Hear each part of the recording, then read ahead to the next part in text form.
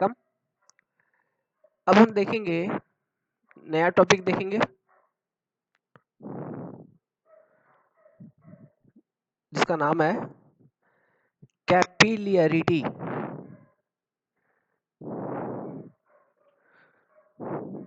Of soil. मतलब soil में capillarity कैसे होता है, इस पर गौर करेंगे। तो सबसे पहले आप मुझे ये बताओ कि कैपिलरिटी क्या होता है। सबसे पहले ये समझेंगे लियरिटी। ये दो तरह की चीजों पर डिपेंड करता है, कोहेजन, एडेशन और सरफेस टेंशन। ये तो इंपॉर्टेंट है, सरफेस टेंशन। इन सब चीजों पर कैपिलरिटी इन जनरल डिपेंड करती है। ठीक है, अब देखिए ये कोहेजन क्या है। Cohesion, this is attractive force between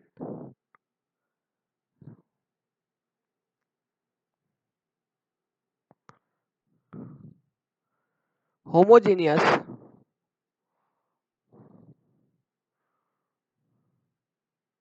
type of particles। मतलब ये मान लीजिए एक सॉलिड का ग्रेन है और ये भी एक सॉलिड का ग्रेन है, तो इन दोनों के बीच में जो अट्रैक्टिव फोर्स है ये होगी कोहेजन। एडेशन, और दोनों एक ही है, एक ही मटेरियल है। ठीक है, दोनों एक मटेरियल है, सेम सॉलिड है, एक ही मिट्टी के सॉइल है।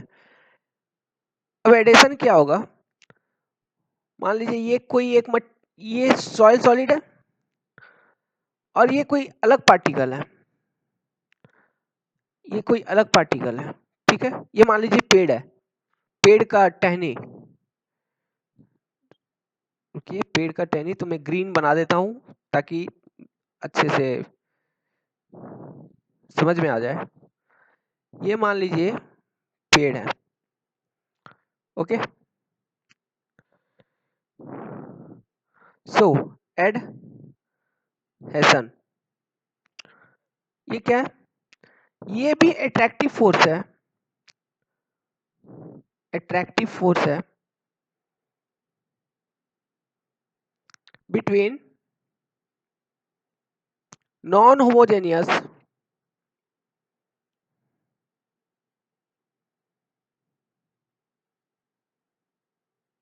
Type of material. तो जैसे कि यहाँ देखिए ये है ट्री, तो इसका मटेरियल अलग है, ये है सॉलिड। मट्टी चिपकता है पेड़ के साथ, चिपकता है, तो ये जो है ये होगी एडहेशन।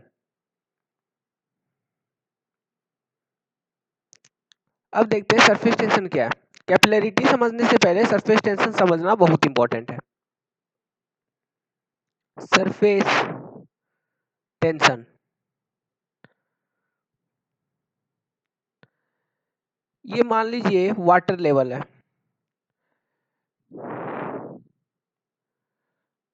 ये वाटर है,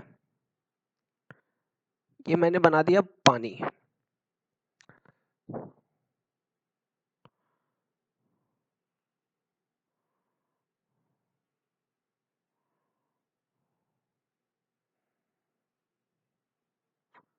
ये बना देता हूं ताकि अच्छा से समझ में आए।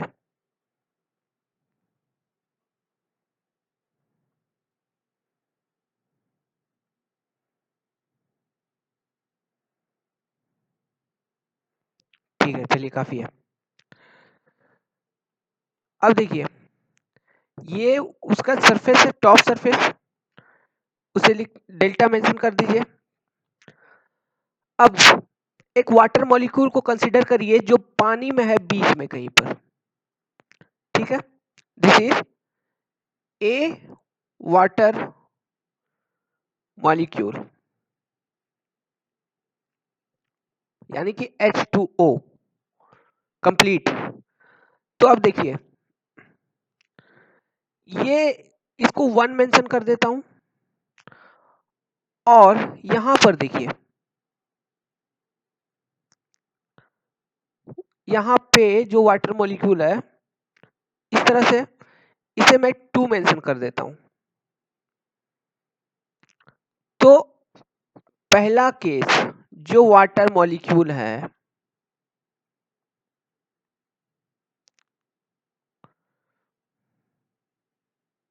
ठीक है, और सेकेंड केस का जो वाटर मॉलिक्यूल है वो कुछ ऐसा है।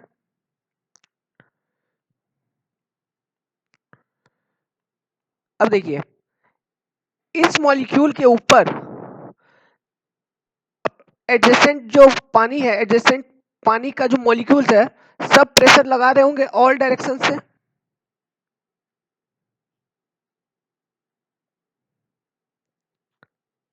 मतलब net force on the water molecule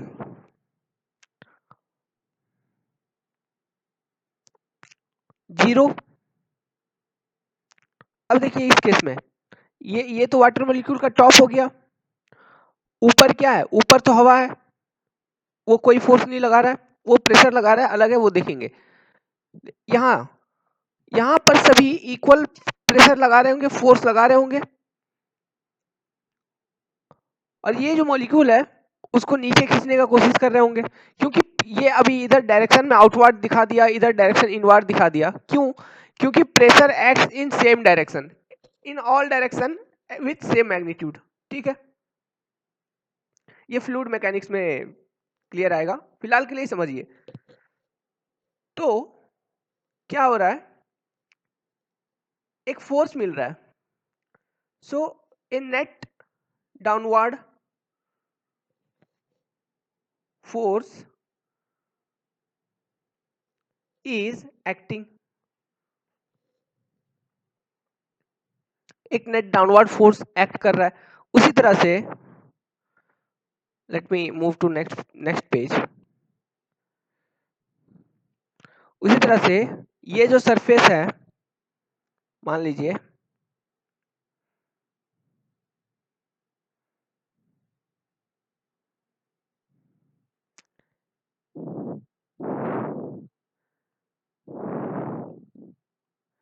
इस पूरे सरफेस पे एक नेट डाउनवर्ड फोर्स एक्ट कर रही होगी, कुछ फोर्स इस तरह से एक्ट कर रही होगी। ठीक है, तो ओवरऑल क्या ये कर देगी? इस सरफेस को कैसा बना देगी? ये जो टॉप का सरफेस है, ये कुछ इस तरह से बन जाएगा, उसको एक कर्व्ड शेप में आ जाएगा। ये डेल्टा पहले थी, अब ये डेल्टा हो गई, एफ नेट। सो अब देखिए क्या हो गया, एक नेट डाउनवर्ड फोर्स एक्ट कर रहा है, एफ नेट, और जो सरफेस है वो कुछ ऐसा हो गया। ठीक है, ये था ओरिजिनल सरफेस, ये थी डेल्टा पहले। अब नेट फोर्स एक्ट करने के कारण अब हो गई, ये हो गई delta.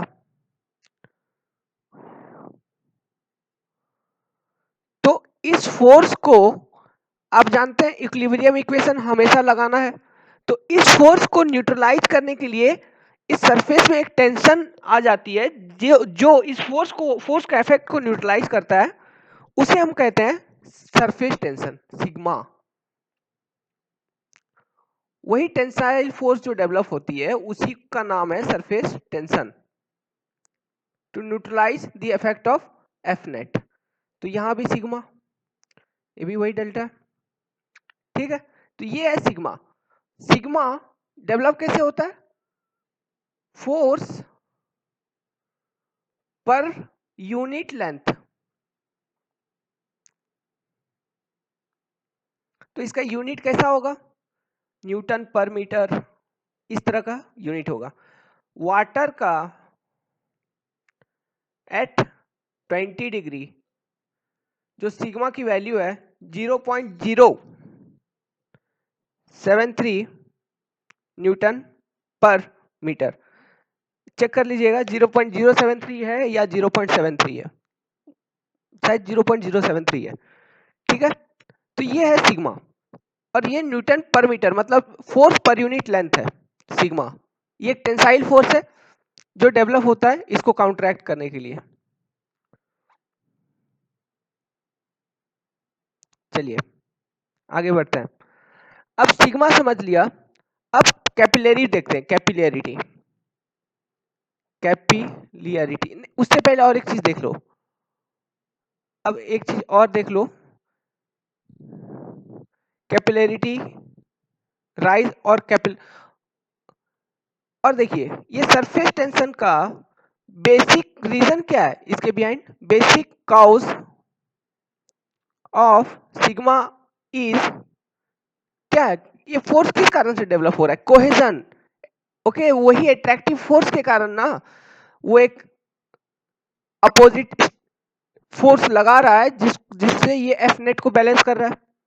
Okay, basic cause of surface tension sigma is cohesion. अब देखिए अगर if temperature increases cohesion decreases, so sigma भी डिक्रीज हो जाएगी। ध्यान रखिएगा, ये basic cause of surface tension is sigma, एक कोहेजन। बहुत बार ऑब्जेक्टिव में पूछा है, कम से कम 10 to 15 टाइम्स पूछ चुका है, इसलिए स्टार कर दिया। अब देखिए, तो हम बात करते हैं अब कोहेजन और एडेशन पे। मान लो यहां पर ग्लास प्लेट है, ठीक है, नहीं ये मान लीजिए आपका सरफेस है, कोई एक सरफेस है, ये कोई एक सरफेस है। अब इस सरफेस पे पानी डाल दो, तो पानी आप सरफेस पे डाल देते हो तो गीला हो जाता है क्या, सरफेस आपका गीला हो जाता है, ठीक है। और अगर इस सरफेस पे आप मर्क्यूरी डाल दो, सरफेस गीला नहीं होगा, ठीक है।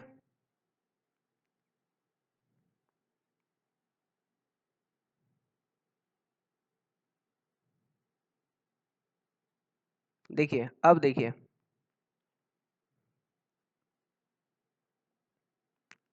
मैं क्या बता रहा हूं, देखिए यहां से ये कॉन्टैक्ट एंगल कितना है, contact angle, angle of contact, ये ये ये जो सरफेस के साथ कांटेक्ट कर रही है आप मेजर करोगे, फिर ये मेजर करोगे, है कि नहीं, यही तो मेजर करोगे आप, एंगल ऑफ कांटेक्ट। ये मान लीजिए थीटा है, एंगल ऑफ कांटेक्ट, ठीक है। तो एंगल ऑफ कांटेक्ट कैसे मेजर होता है,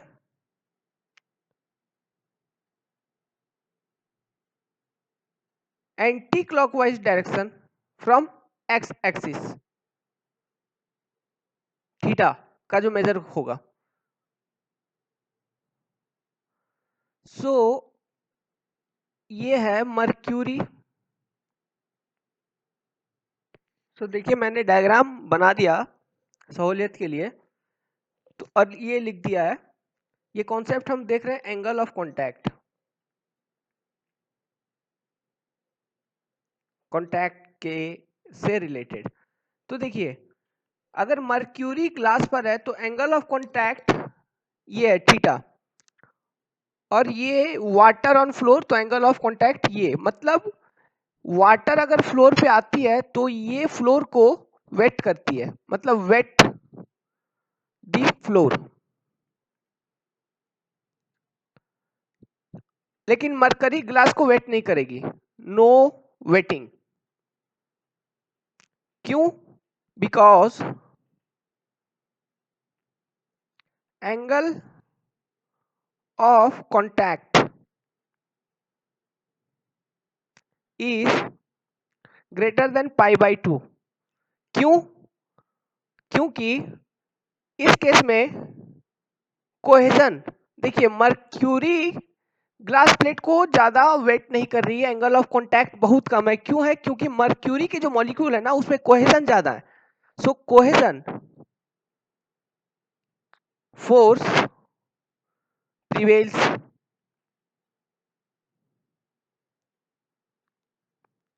इन मॉलिक्यूल ऑफ मर्क्यूरी। लेकिन इस केस में क्या हो रहा है?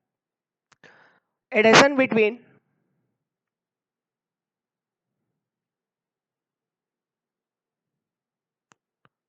Water and floor material prevails, as a result of which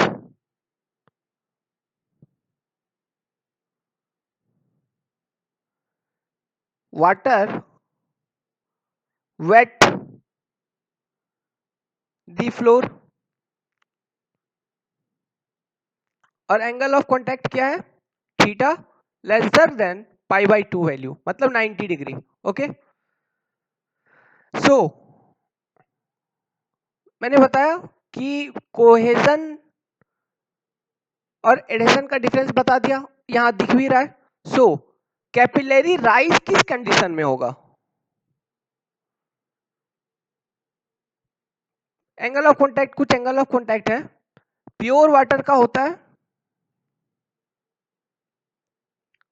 0 degree, ठीक है, फॉर प्योर वाटर। और नॉर्मल वाटर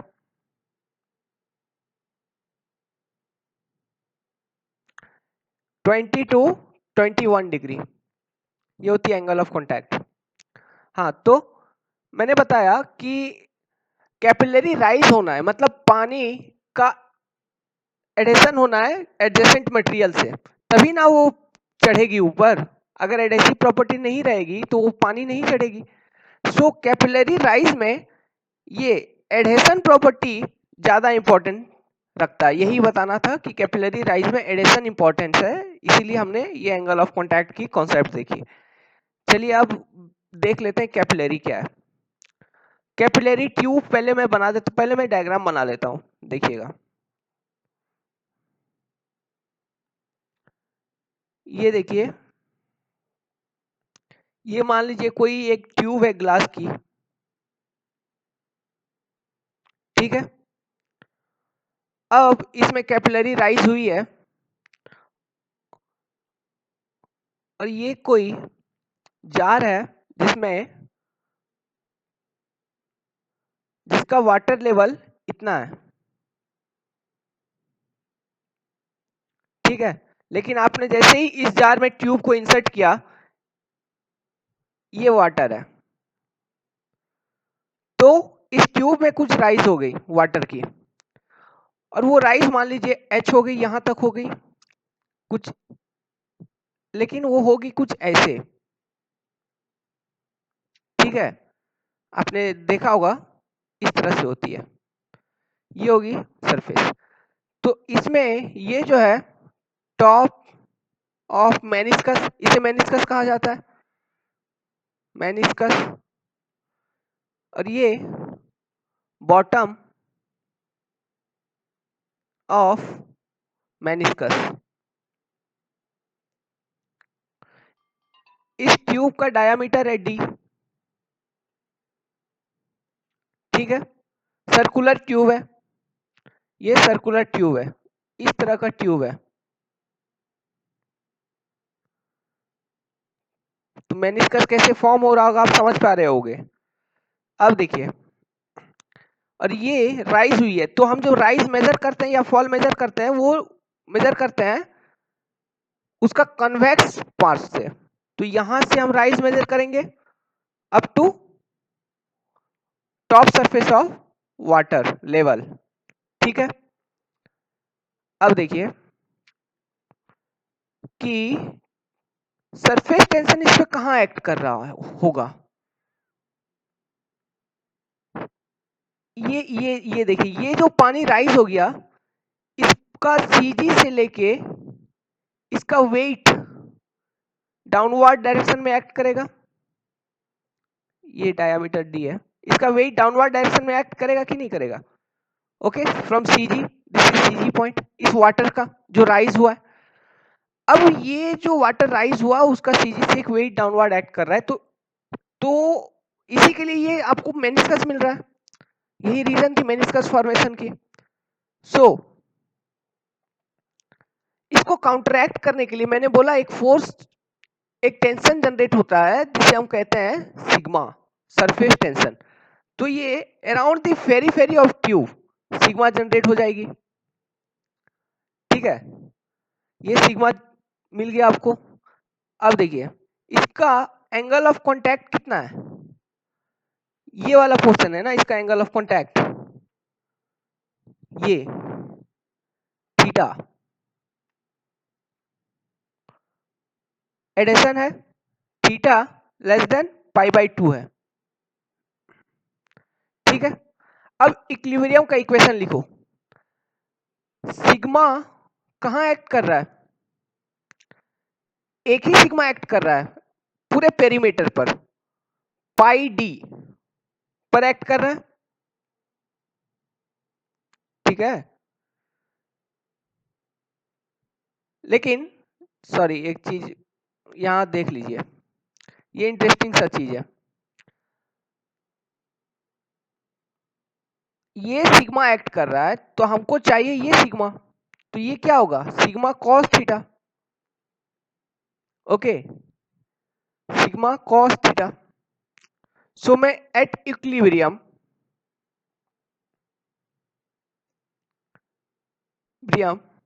ऑफ फोर्सेस क्या लिख सकता हूं, सिग्मा कॉस थीटा एक्ट करेगा पेरीमीटर पर pi D must equals weight, weight क्या होगा मास इनटू ग्रेविटी, तो मास क्या होगा unit weight of water rho W into G, unit weight हो गया, इंटू वॉल्यूम, तो area into H, this is H C कह लीजिए, कैपिलरी राइज है। एरिया क्या हो गया circular area π/4 D square into H C, यहां से हम एच सी को इक्वेट कर लेंगे, तो यहां से एच सी को इक्वेट करिए तो एच सी का जो वैल्यू मिल जाएगा आपको मिल जाएगा 4 sigma into cos theta upon gamma D. ये मतलब गामा क्या होता है, gamma W equal to rho W into G. Rho W कितना है 1000 केजी पर मीटर क्यूब। ठीक है, तो ये मिल गया आपको कैपिलरी राइज का फॉर्मूला। अब देखिए फॉर थीटा 0 डिग्री कॉस 0 कितना होता है, cos 0 degree equal to 1। Okay, so H C कितना होगा मैक्सिमम होगा 4 sigma over gamma d, that is maximum value if theta equals 90 degree, तो cos 90 कितना होता है 1, सॉरी cos 90 0 हो जाती है,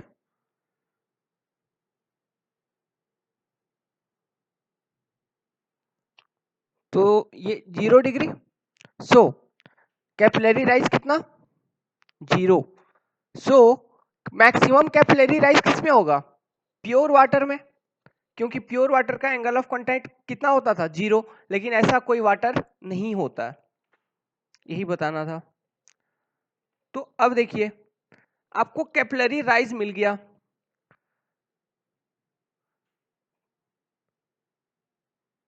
समझ आ गया कि कैपिलरी राइज क्या है। तो सॉइल में कैपिलरी राइज अगर होना है तो किस में होगा, वॉइड्स में होगा। In soil, in case of soil, capillary rise occurs in the voids of soil, इसी में होगा, ठीक है। But the void of soil not proceed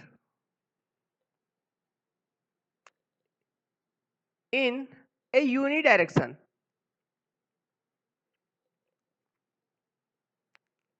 hence the theory of capillarity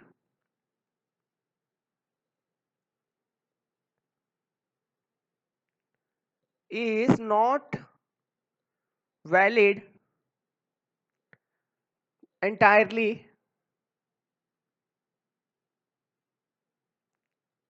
for soil। मतलब कि ये मान लीजिए, ये देखिए ये सॉइल है, ठीक है। For better representation let me colour it, ये सॉइल है,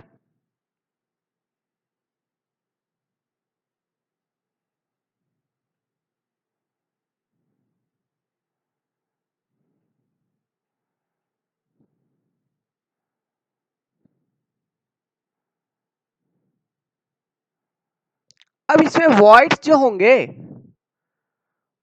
वो कैसे कैसे होंगे, वॉइड सॉइल में ऐसे हो सकते हैं, ऐसे सीधे हो सकते हैं, ऐसे हो सकते हैं, ऐसे हो सकते हैं, ऐसे हो सकते हैं, ऐसे हो सकते हैं, और वो भी रेगुलर नहीं है, ऐसे ऐसे हो सकते हैं, ऐसे ऐसे, ठीक है। यही कहने का मतलब है कि ये यूनी डायरेक्शन नहीं है, मतलब the voids are along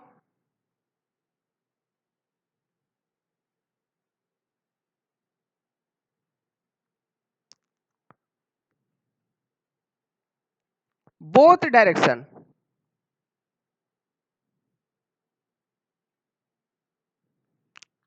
ठीक है, that is lateral and vertical। So we use modified theory in case of soil। अब ये modified theory क्या है, सबसे पहला थ्योरी है एलन हेजन, ये इंपॉर्टेंट है, एलन हेजन इक्वेशन। इन्होंने क्या किया, देखिए सॉइल का हमारा HC जो वैल्यू आती थी मैक्सिमम, वो कितना आती थी, HC मैक्स ले लीजिए, कंसिडर करिए 4 सिग्मा ओवर गामा डी आता था। अब जो ये डी है ना, मैंने एक चीज बता रखी है कि ये डी जो है इफेक्टिव डायामीटर है, इफेक्टिव डाया ऑफ सॉइल, ये क्या है D10। ओके, तो एलन हेजन ने क्या किया कि डी इज, मतलब ये जो डायामीटर है ये क्या है, ये तो इस केस में, लेकिन ये इस इक्वेशन के लिए क्या है, this is dia of tube जिसमें कैपिलरी हो रहा है, एलन हेजन ने क्या किया कि dia of tube is considered as, उन्होंने एक वैल्यू ले लिया 20% of effective diameter of soil, मतलब इसको ऐसे लिख सकते हैं d10/5। So Hc according to Allen Hazen क्या हो जाएगा, 4 सिग्मा ओवर गामा डब्ल्यू Hc मैक्स का वैल्यू d10/5 क्या हो जाएगी 20 सिग्मा 5 के 20 गामा डब्ल्यू इंटू d10। ठीक है, ये एक इक्वेशन है। सेकेंड मेथड जो हमारे पास है वो है हेजन, ओनली हेजन, हेजन इक्वेशन, इन्होंने अकेले किया था। ये इक्वेशन बहुत ज्यादा इंपॉर्टेंट है, आईएएस में बहुत बार पूछ देता है यही equation. According to Hazen Hc in centimeter of soil is given by C over E times D10. D10 effective diameter, C is a constant based on type of soil, ठीक है, type of soil. सी का unit क्या होगा, ये area का unit होगा, देखिए ये सेंटीमीटर हो गया, D10 यहां पर सेंटीमीटर में लेते हैं, तो ई वर्डलेस यूनिटलेस हो गया, तो unit of C will be centimetre square, ध्यान रखिए। सो ये कांस्टेंट होगी, लेकिन सेंटीमीटर कांस्टेंट कुछ भी हो सकता है लेकिन यूनिट होगा। ई क्या है, वॉइड रेशियो, ये रेशियो, ये इक्वेशन इसलिए इंपॉर्टेंट है, यहाँ ई है void ratio. So this is Hazen method. So these are the two modified theories using which we understand the theory of capillarity in soil. So capillarity अब हमने खत्म कर लिया। अब और एक नया कॉन्सेप्ट पढ़ते हैं, रेडियस ऑफ मेनिस्कस। वो जो मेनिस्कस देखा था उसका रेडियस से क्या क्या मतलब निकाल सकते हैं हम लोग, देखिए मैं ये बनाता हूं एक बार फिर से।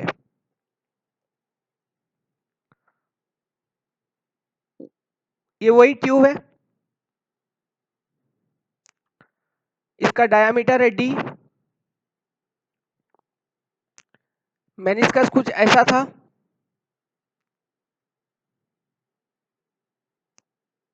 ठीक है, ये मान लीजिए वो लेवल है,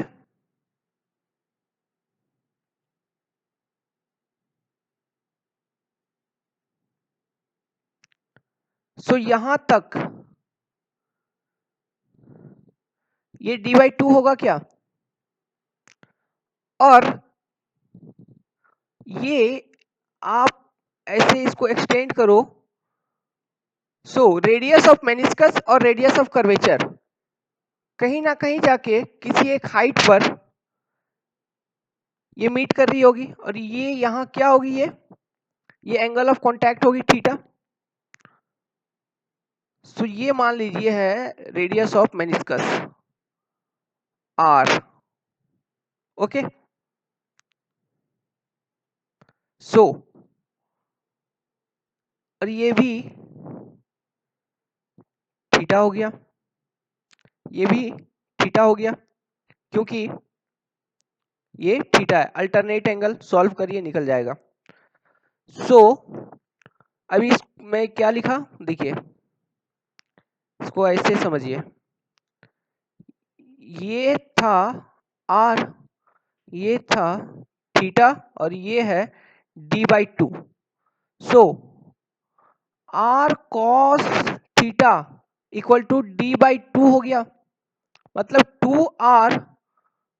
2 cos theta times r will be d, वो ट्यूब का डाया है ये, और r क्या है, रेडियस ऑफ मेनिस्कस, मेनिस्कस, ठीक है। अब देखिए हमको मिल गया एक equation, d equal to 2 times r cos theta. अब Hc का इक्वेशन क्या था, 4 sigma surface tension over rho डब्ल्यू g times D.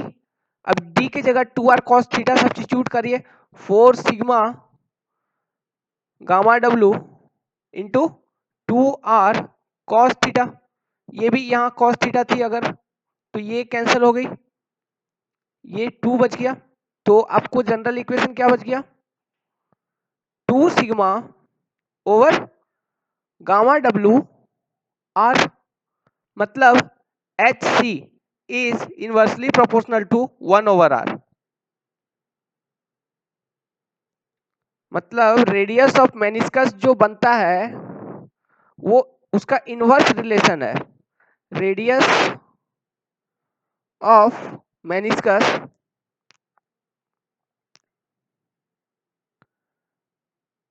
is inversely proportional to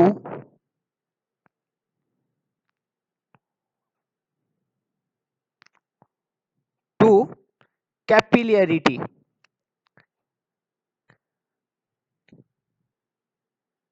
capillarity rise, ठीक है, एच से, या फिर कैपिलरिटी फॉल से भी इनवर्सली प्रोपोर्शनल होगी। सो इसका सिग्निफिकेंस क्या है, हमने इसको क्यों देखा। देखिए तीन में तीन दो तीन कंडीशन बनाऊंगा। ये रेडियस ऑफ मेनिस्कस आप कैसे देख सकते हो, ये मान लो सॉलिड का ग्रेन है, सॉलिड का ग्रेन है और ये सॉलिड का ग्रेन है। ओके, थोड़ा बड़ा बना लीजिए।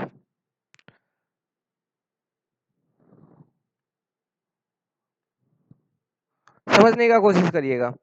वाटर कंटेंट इन दोनों के बीच में रहता है, वाटर रहती है, तो ये एक रेडियस बता रही है मेनिस्कस का, ठीक है। सो ये वाटर है, ये पानी है, इसे क्या बोला जाता है, कॉन्टैक्ट मॉइस्चर, कॉन्टैक्ट वाटर और कॉन्टैक्ट मॉइस्चर। अब देखिए ये वाटर कंटेंट W1 है, तो यहां पे रेडियस ऑफ मेनिस्कस है, मान लीजिए वो R है, R1 है मान लीजिए। अब देखिए सेकंड केस में, सेकंड केस को फॉलो करिए।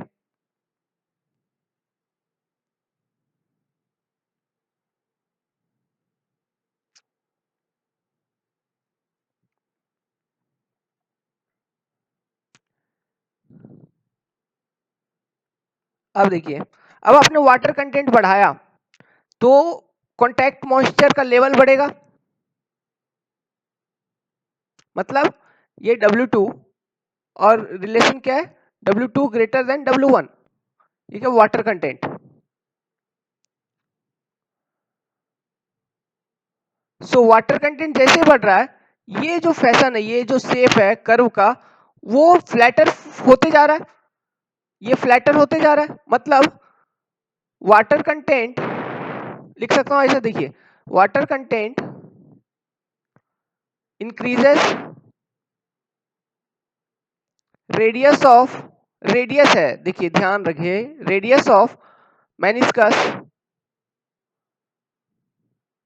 Is increasing. अब देखिए रेडियस ऑफ मेनिस्कस इंक्रीज हो रहा है, का क्या मतलब हुआ, कैपिलियरिटी कहां से मतलब निकाल रहे हैं, देखिए लियरिटी डिक्रीजेस, ठीक है। अब अगर इससे भी ज्यादा वाटर कंटेंट बढ़ा दिया तो एट कंप्लीट सैचुरेशन, मान लीजिए पूरा सैचुरेट कर दिया, तो वो एकदम स्ट्रेट लाइन हो जाएगा इस तरह से at saturation point, at saturation level. Okay, degree of saturation 100% है, रेडियस ऑफ मेनिस्कस बहुत इंक्रीज हो जाता है, वो इन्फिनाइट हो जाता है, मतलब रेडियस ऑफ रेडियस पूरा डिस्ट्रॉय हो जाता है, r becomes straight line fashion,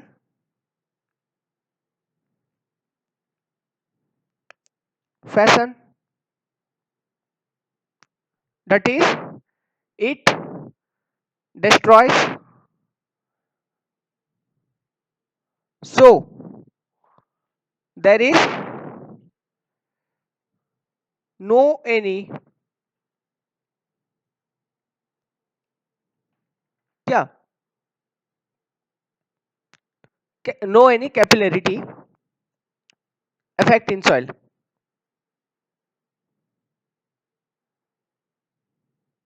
Effect in soil. तो ये थी रेडियस ऑफ मेनिस्कस। ये बता देता है कि कैपिलरिटी होगा या नहीं होगा। रेडियस ऑफ मेनिस्कस के ऊपर बेस्ड कुछ 2-3 टर्म है, उससे देख लेते हैं, तुरंत देख लेते हैं। मुझे पहले बना लेने दीजिए, यहीं से समझ में आएगा। ये देखिए,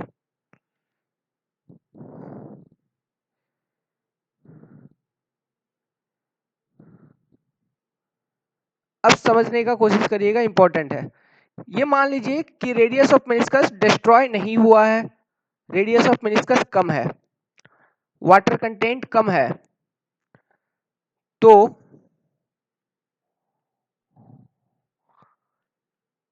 ये radius of meniscus r exist.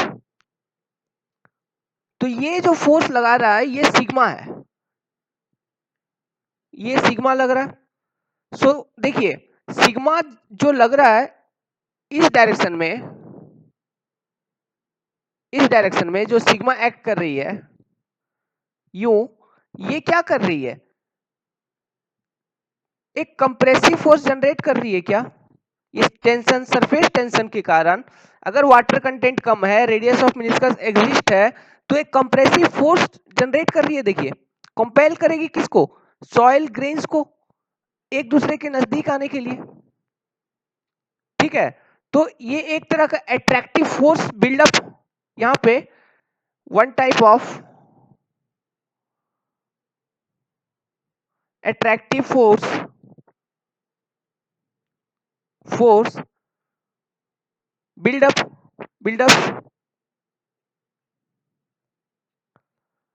ठीक है, due to surface tension, due to surface tension. ठीक है, ये अट्रैक्टिव फोर्स बिल्ड था यहां पर। अब second case,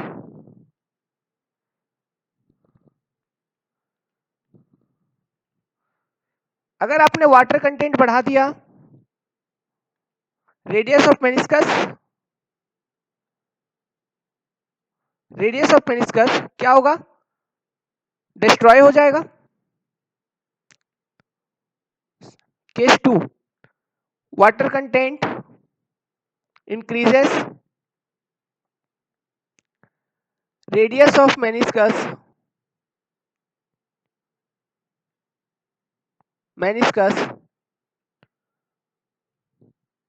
increases, so the attractive force जो बिल्ड हुआ डिक्रीजेस,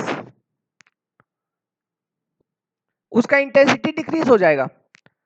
सो जो अट्रैक्टिवनेस बिल्ड हुआ था वो डिक्रीज हो गया, और ये ही अट्रैक्टिवनेस है वो जिसे हम कहते हैं अपेरेंट, ओ ये क्या हो गया, अपेरेंट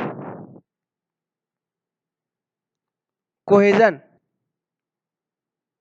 ठीक है, ये वही अट्रैक्टिव फोर्स है जो कि सरफेस टेंशन के कारण एक कंप्रेसिवनेस आ जाती है सॉइल ग्रेन्स के बीच में, जो होता है कोहेजन। और जैसे जैसे वाटर कंटेंट आप बढ़ाते जाओगे, ये अपेरेंट कोहेजन कम होते जाएगा। तो इसी के ऊपर बेस्ड एक थ्योरी है जो कि बहुत ही फेमस थ्योरी है, bulking of sand. Bulking of sand,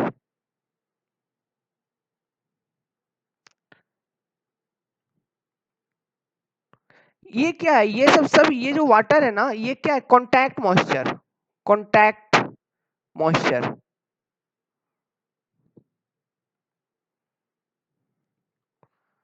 ये देखिए, बल्किंग ऑफ सैंड ये क्या होती है,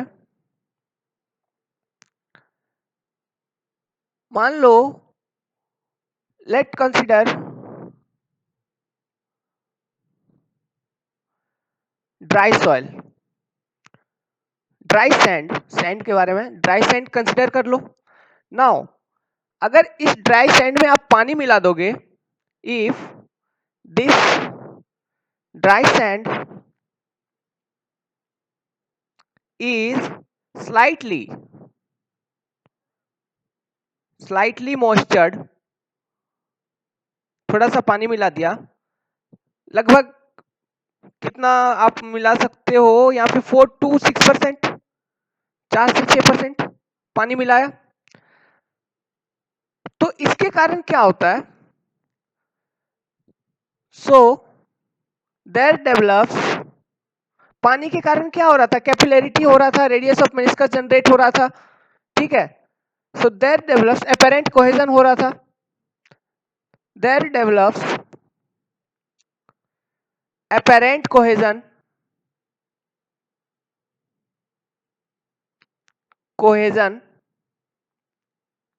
between sand solid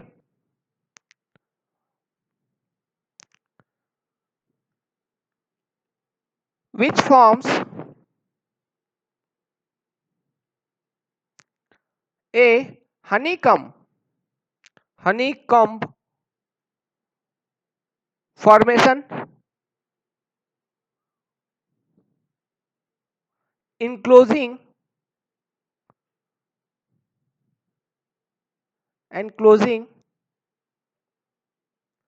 honeycomb में क्या होता है, वॉल्यूम ऑफ वॉइड्स ज्यादा होता है, large volume of voids, so volume of voids बढ़ गया, मतलब ओवरऑल जो वॉल्यूम था इस ड्राई सैंड का वो बढ़ जाएगा ना, क्योंकि हनीकॉम्ब स्ट्रक्चर फॉर्म हो गया। So volume of voids increased, so total volume of the sand is increased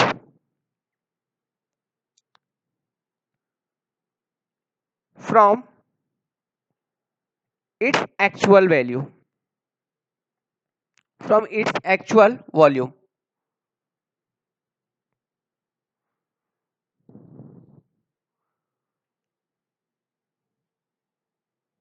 okay, ये वाटर कंटेंट का रेंज 4 to 6%। अगर आप 4 to इफ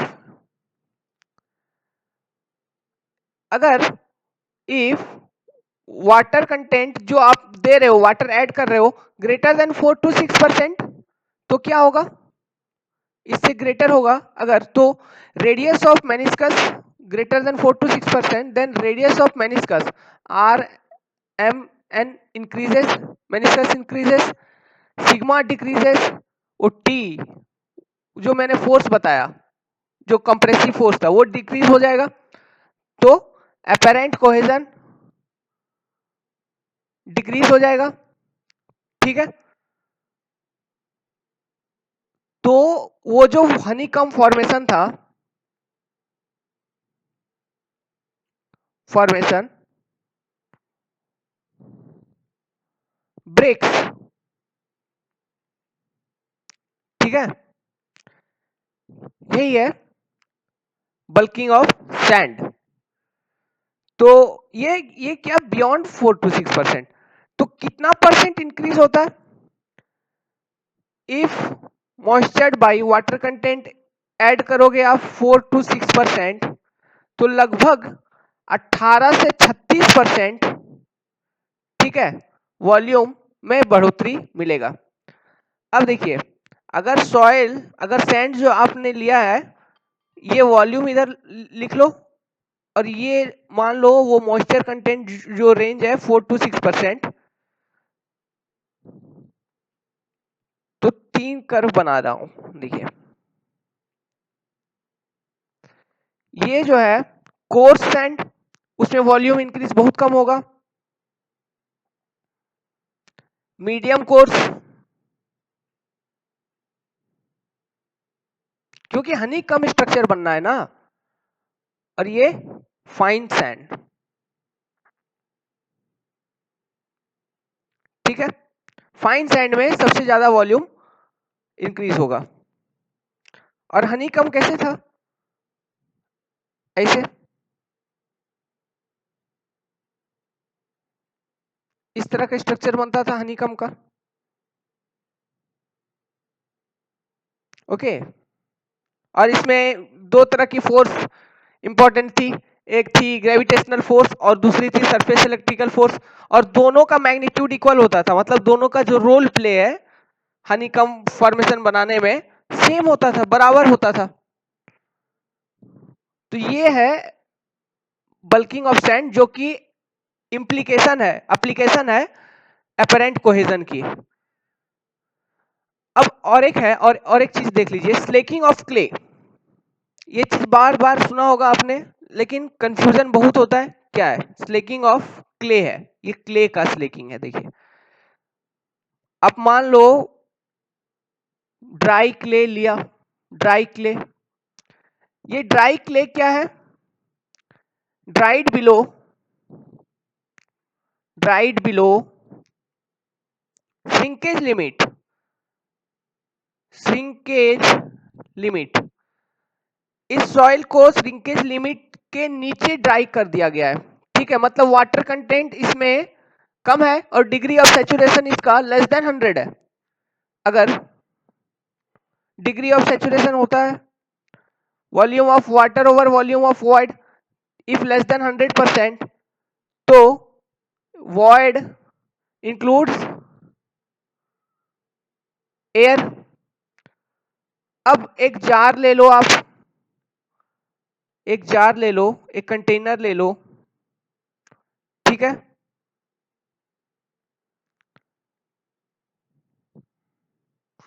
एक कंटेनर ले लो, मैं पहले वाटर शो कर देता हूं।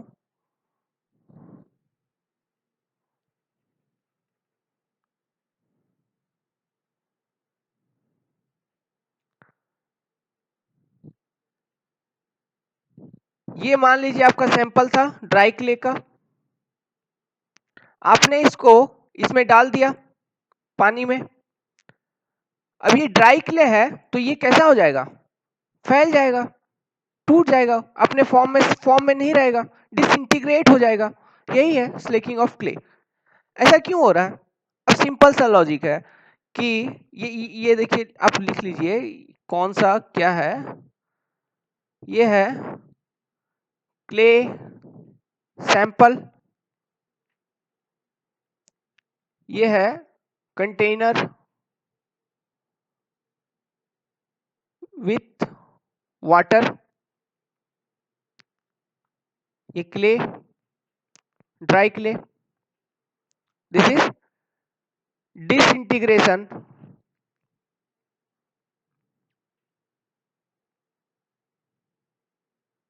क्ले। अब देखो ये क्यों हुआ, समझो। आपने ड्राई किया बिलो श्रिंकेज लिमिट, तो सॉलिड का तो पोर्शन कांस्टेंट है, सॉलिड। अब ये था फ्री स्पेस, एयर। अब आपने सैंपल को जैसे ही इसमें डाला, जो फ्री स्पेस है वो सडन वाटर प्रेशर आ गया ना, due to heavy water pressure बहुत ज्यादा जनरेट हो गया। तो वो प्रेशर किसके ऊपर लगा? सॉलिड के ऊपर लगा, और ये सह नहीं पाया, बेचारा डिसइंटीग्रेट हो गया। यही है slaking of clay. Okay, now we have completed the basics, entire portion of basic. और ये क्या? वेट मास है, वेट मास, वेट मास। सारा बेसिक खत्म कर लिया। अब जो यहां से जो शुरू होगा वो बहुत इंपॉर्टेंट होगा, क्योंकि अब जो शुरू करूंगा वो एक्चुअल सॉइल इंजीनियरिंग होगा। अभी तक तो ये सब तो बेसिक चल रहे थे। ठीक है, इस पर बेस्ड हम आइडिया बिल्ड करेंगे अब से। अब मैं शुरू करूंगा नेक्स्ट, जो आईएएस कन्वेंशनल और गेट में बहुत इंपॉर्टेंट है, सबसे ज्यादा इंपॉर्टेंट। वो चैप्टर को बिना अंडरस्टूड किए आप कोई चैप्टर आगे पढ़ ही नहीं सकते। उसका नाम है stress system of soil, effective stress, total stress, pore water pressure, ये सब क्या है सब देखेंगे। Well, for then, bye. And thank you for being here.